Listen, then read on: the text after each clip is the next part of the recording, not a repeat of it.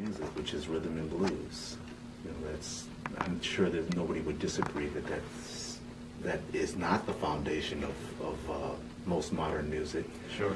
So I'm going to demonstrate for you the similarities between a style of music called 49s. 49s are like, there's a rhythm and they call it two-step. And 49s and that style of music and that rhythm predate any, predate slavery, predate, colonialism, and, even though they've become popular during the modern times, it's the link between jazz and rhythm and blues it's inescapable. Just like you can't teach African American history without teaching Native history, or European American history without, teaching Native history, and vice versa. It's all true. They're all interconnected. Not just, culturally interconnected, because like if you travel abroad very often, you'll notice that when you run into Americans, and I don't care what color they are, if you run into Americans, especially in a country where they speak a different language, you're happy to see them. You strike up a conversation with them, because sure. There's a certain, there's racial identities, and there's cultural identities, but cultural identities are very powerful, because for the most part, cultural identities all boil down to one thing: location, location, location. Mm-hmm. So no matter what color you are, if you grew up in this location, there's a certain amount of cultural data that you're going to intake. Now, whether or not it gets through the cultural filters that people put in your head, that's another question. But the fact is, you're still exposed to it, and there's a certain familiarity you have with it. Okay. So now I'm going to just demonstrate very quickly how Native music has affected rhythm and blues. Now, this is what's called this two-step, this rhythm right here. And I'll just give a short demonstration of a Native 49 old one.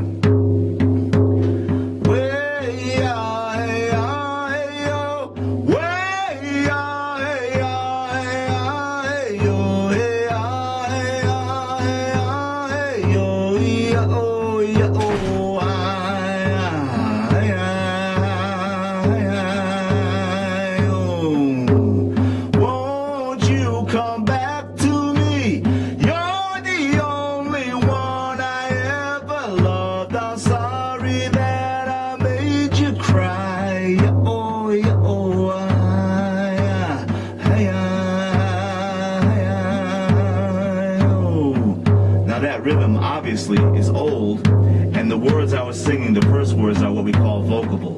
Vocables are words that have no meaning, but we know what they mean. You know what I mean? Yeah.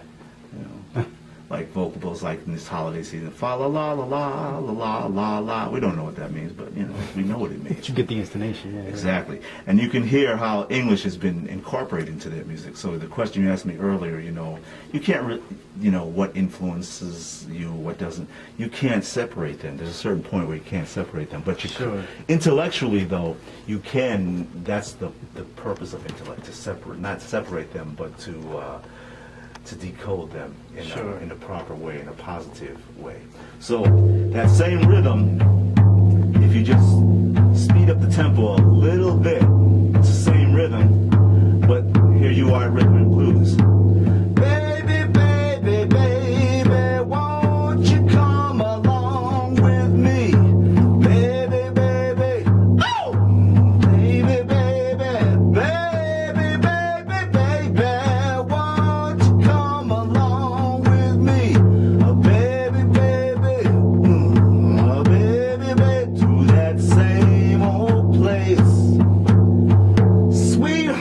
Chicago. Ooh. You did. So, without going to a long explanation, certainly, you and for sure people out there listening can hear that interconnection. And it's not such a far stretch, because how many people have always told you growing up, yes, I have a great-grandmother who was a Cherokee princess.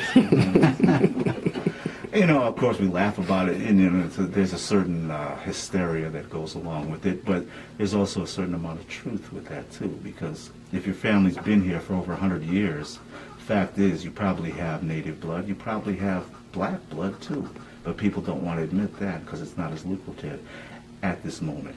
Although I was watching one of my favorite cartoon shows, which I can only take sometimes, Family Guy. And I had a whole episode where he discovered his great-great-grandfather was black. That was hilarious. Peter Griffin, I saw that. Yeah, show. that was hilarious.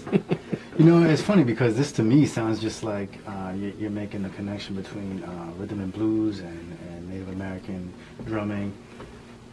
That drumming seems like the basis of most drumming throughout humanity.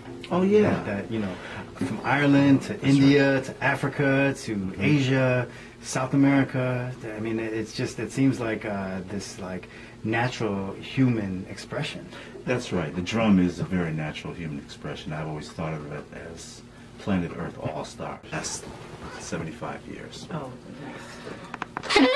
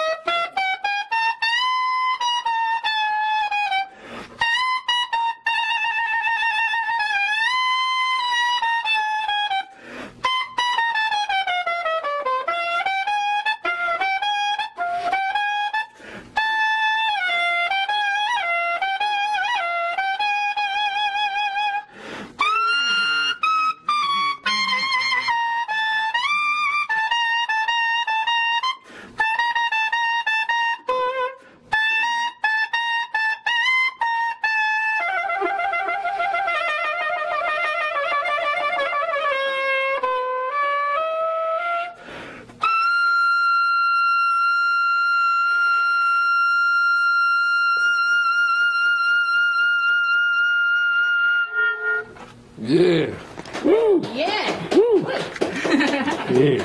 Absolutely amazing. Thank you so much for coming on the show. Oh, That thank was you for having me. excellent, excellent, very informative. What'd you take us through? What songs did you take us through? Wait, so Oh, it's awesome. I start out with a song by Charlie Mingus called Jelly Roll, for the great Jelly Roll Morton. Right. Then I went into Caravan.